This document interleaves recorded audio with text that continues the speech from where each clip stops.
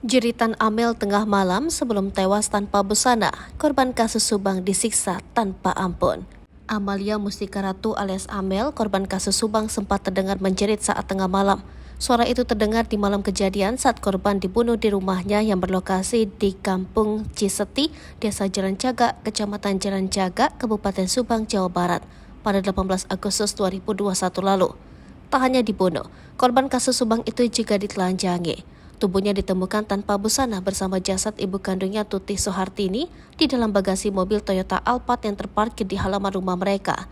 Gadis muda yang saat berusia 23 tahun diduga disiksa tanpa ampun oleh pelaku. Bahkan saat sudah tak berdaya, Amel masih tetap disiksa oleh pelaku. Danu melihat pelaku lain membenturkan kepala Amel ke dinding, ucap Direktur Kriminal Umum Polda Jabar Kombes Pol Surawan.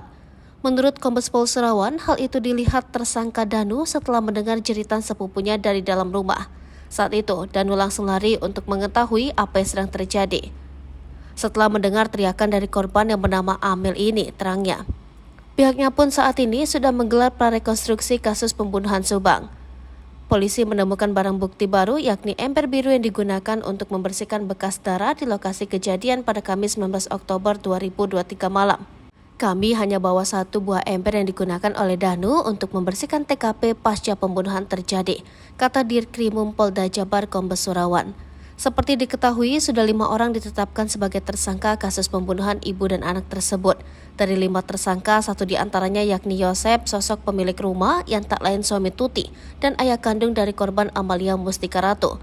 Yosep ditetapkan tersangka setelah salah satu pelaku Muhammad Ramdhanu alias Danu membuat pengakuan di hadapan penyidik. Jasad ibu dan anak usai tewas langsung dimasukkan ke dalam mobil Toyota Alphard korban yang terparkir di halaman rumah mereka. Tubuh Tuti dan Amel ini ditemukan dalam posisi bertumpuk dalam bagasi mobil Alphard hitam. Danu, keponakan korban, bersaksi sebenarnya ia berada di lokasi saat pembunuhan ibu dan anak di Subang. Sementara jasad Amel, kata Taufan, berdasar pengakuan Danu diangkat sendirian oleh Yosep Hidayah. Kalau Amel dari kamar ke kamar mandi ke Alphard itu Pak Yosep sendiri jelasnya. Kata Ahmad Taufan, Danu tak mengetahui alasan dan tujuan 2 jasad korban kasus Subang ditempatkan di mobil Alphard hitam.